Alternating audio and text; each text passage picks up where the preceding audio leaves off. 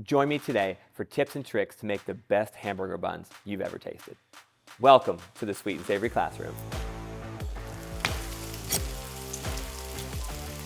All right, to make some of the best hamburger buns you've ever tasted, you're gonna need just a few simple pieces of equipment that you probably already have at home. You're gonna need some bowls. I have a pot to melt my butter. I've also got a scale. If you don't have a scale, you really need one. These are some easy ones, simple ones that we like, and there'll be a link to that in the description if you're interested. I'm gonna use a sheet pan with some parchment paper, a bench scraper, but if you don't have one of these, a knife will simply do the trick. And then I like a fork to get everything started. And other than that, you'll need an oven or a fire, whichever you got. For this burger bun recipe, you have some simple ingredients that a lot of you have at home, and then there is one extra that you might have to run out to the store and get. So the first is water, and then we have instant yeast. So instant yeast is a very fine yeast. Then we have high gluten flour. This stuff is amazing. Salt, sugar. We have non-fat milk solids or dry milk, and we have some butter. So again, most of the ingredients you already have at home, except for the yeast. Some people have it at home, and if you do, most of the time it's instant yeast, and that's what we're using today. You could also use active dry yeast or fresh yeast, but instant yeast works really, really well for this recipe. I do like the flavor of active dry or fresh yeast, and you'd have to adjust your ratios a little bit, and there's some conversions online for that. And then the bonus ingredient is the dry milk. So the dry milk really helps this dough taste fantastic. And it's either called non-fat milk solids or dry milk, and you can go to the grocery store and get it. But it's not a typical ingredient most of you have at home. And so you want to make sure that you grab this and don't leave it out, because if you leave it out, you're going to be leaving out a lot of the flavor that develops in this recipe. So there you go. And then our last ingredient is some sesame seeds, because I like some sesame seeds on my bun, and that'll make it feel more like home. So this particular recipe is going to make 10 buns, and they're about the regular size buns that you're used to. We weigh them out about 5 ounces, which we'll do a little bit later. And so we're going to make the whole 10 bun recipe, because that's about standard for, when you're cooking with friends, you're cooking for guests, you typically are cooking for more people than just yourself. We'll have the links to the recipe and the scaled up and down version in the description of the video. Hey, if you're learning something, hit the like button and subscribe. We'd love to have you as part of our channel. Let's get started mixing the dough. So the dough, we're going to start off by melting our butter. We'll turn that on to start melting, and then we're going to put all the dry ingredients in here. So we're going to do the wet dry method, and it's a very popular method that we like to use here at the classroom. So that was all the yeast that went in, and I'm going to put in the non-fat milk solids, and then we're going to put in the salt and the sugar. Now, at this point, if you're wondering, am I worried about the salt and the yeast touching? Not at this point, because since the salt and since the yeast has not been hydrated, it has not really started to come alive yet, the salt really won't affect it at this point while it's all dry. And as soon as you start to add water, then you have to worry about if that yeast and salt touch, because yeast and salt are enemies. What's great about this recipe is the yeast has so many things to eat.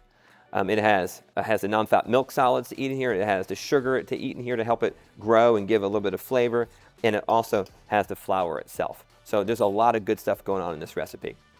So the wet dry method is where we typically put all the dry ingredients together and mix them really thoroughly so that everything's distributed. And then we're going to add the water. So when I do this, I like to put all the dry ingredients on one side and then all the wet on the other side. So our butter is melted. It's going to go in here with the water.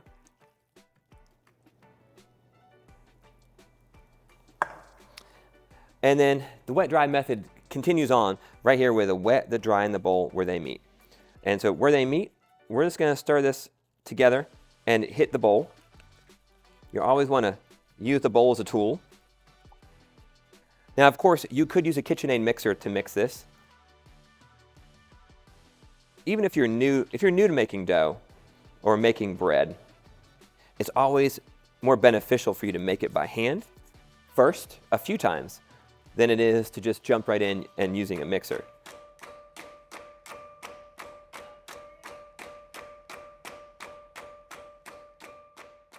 So we're into the shaggy dough stage, and This is where it's starting to come together and form somewhat of a dough, but you still have a lot of dry ingredients left on the bottom, and that's just fine. And so my goal is to get as much of it mixed together as I can before I put my hands into it. And if you missed anything else, like if you want to learn how to properly measure your ingredients, we had them already measured for this video, but if you want to learn how to properly measure ingredients, we have a video on that on our YouTube channel as well.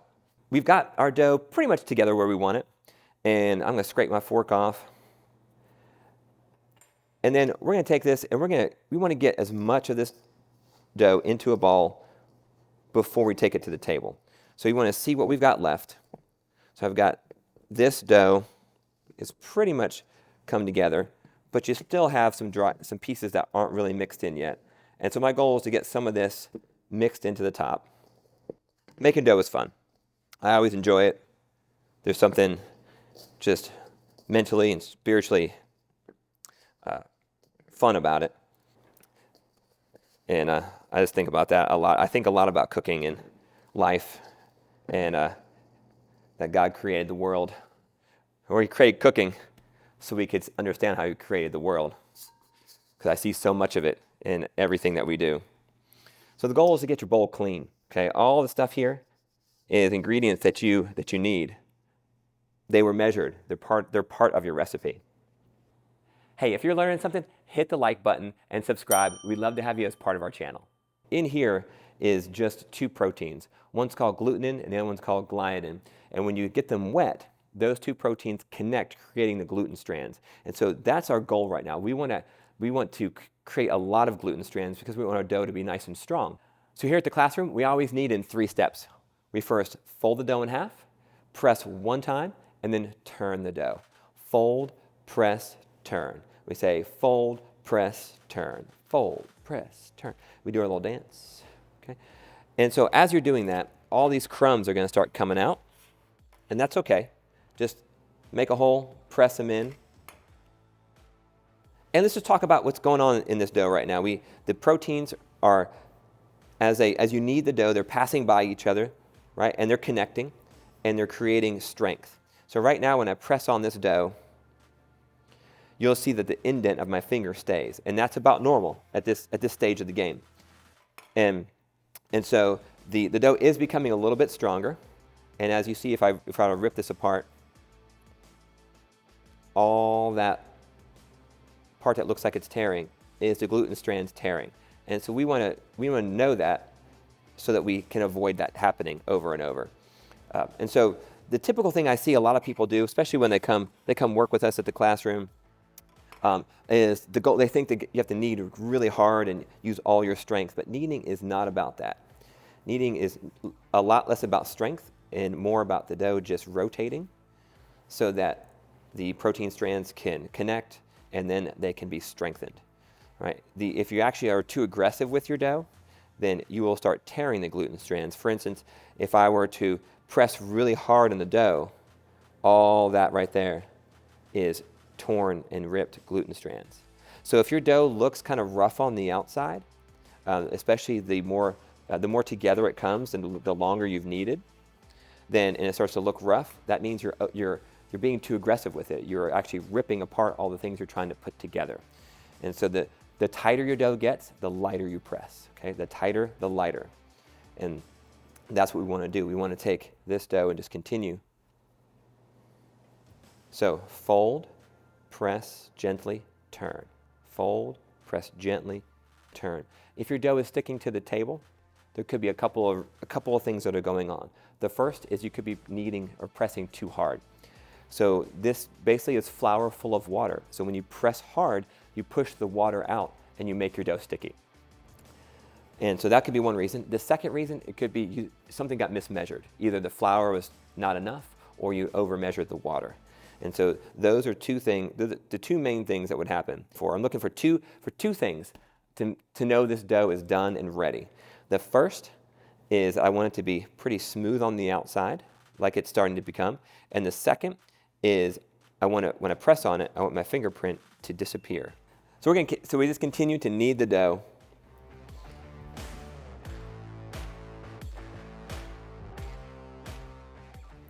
And so My dough is smooth on the outside. The fingerprint disappears when you press on it, and it's ready for its first fermentation. So the dough, you'll put it into a clean bowl. I like to put just a little bit of oil in the bowl, and then put your dough in there, cover it with plastic wrap or towel, and then we're gonna let it rise. So when you finish with your dough, and we wrapped it in plastic wrap, and you just let it sit in a warm place until it doubles in size. So we are at double in size with our dough right now, and from here the process goes pretty fast. So you might even want to turn your oven on. I've already got my oven on to 350 degrees to bake these buns. We're gonna round them and shape them. So you can take your dough out, put it on the table. Gosh, it looks good. It smells wonderful. And then this is where that scale comes in handy. And again, link be in the description if you'd like to get the same scale. And we're gonna go to 5.5 ounces. So one of the tips, if you're making like a lot of rolls or a lot of burger buns, or you're making a little, get it into more of the finished size that you're gonna be aiming for by cutting rows. And then once you have your rows, we're going to work towards our 5-ounce portions. So that one was quite large.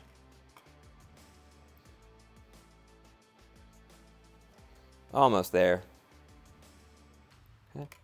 We're teetering. So that's probably about perfect. So there's one.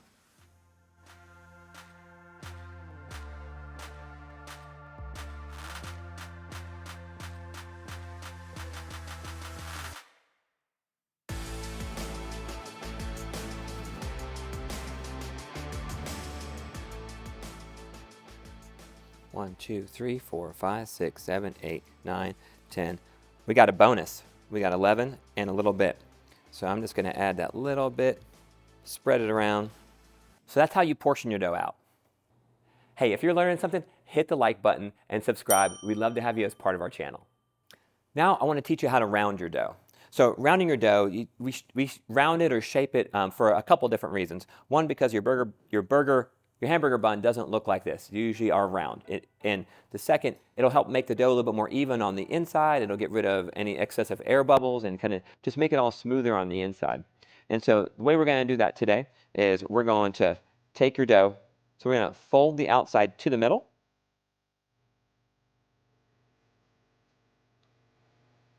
And then we're going to flip it over. And we're going to press against almost the bottom of your dough. So this is the open hand. I'm going to press on the bottom of the dough in a circular motion to form this nice round ball. So again, I'm going to take the outside.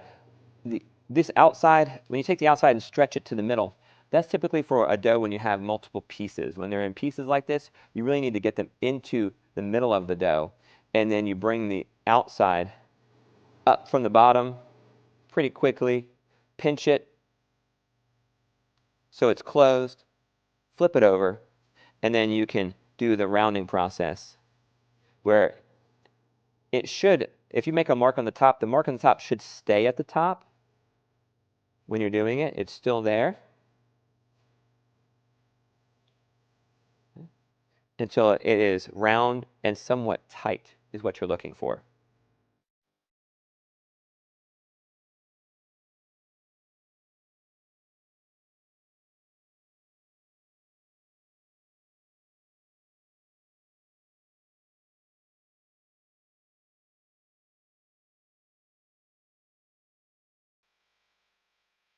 Once you have all of your buns rounded and shaped on your parchment paper, then all we're going to do is just smash them down. Because they look like a roll, we want to turn them into a bun.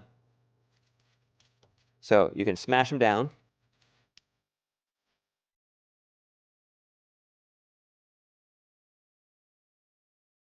And then we're going to put a little oil on them and rub that around.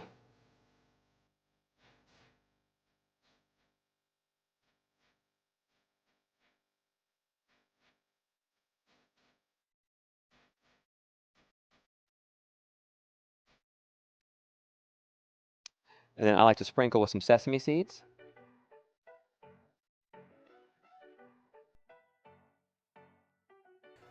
And finish off with just a little sprinkle of salt, because bread without salt is a sin, I think. Then we're gonna let these rise again. So the first time the bread or this hamburger bun dough rose, it developed a lot of flavor, and now we're gonna let it rise again before they go into the oven. So we get a nice fluffy hamburger bun.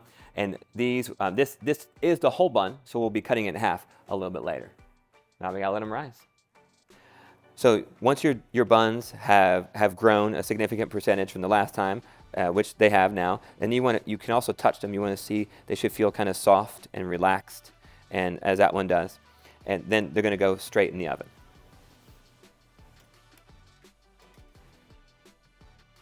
I've got the oven at 350 degrees, and we'll check them in about 10 minutes or so, and then we always wait till they get a little bit of brown before you flip them around.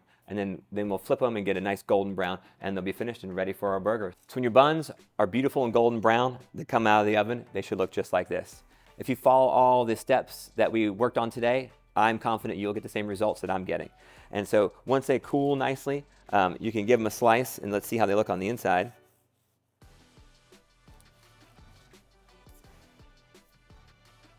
And they're beautiful on the inside, nice and even and fluffy, and these buns taste amazing. There's links in the description for this hamburger bun recipe, and then you can also get links to our website and all of the other cooking classes and courses that we do. If you learned something, make sure and like and subscribe to our YouTube channel for more great recipes just like this one.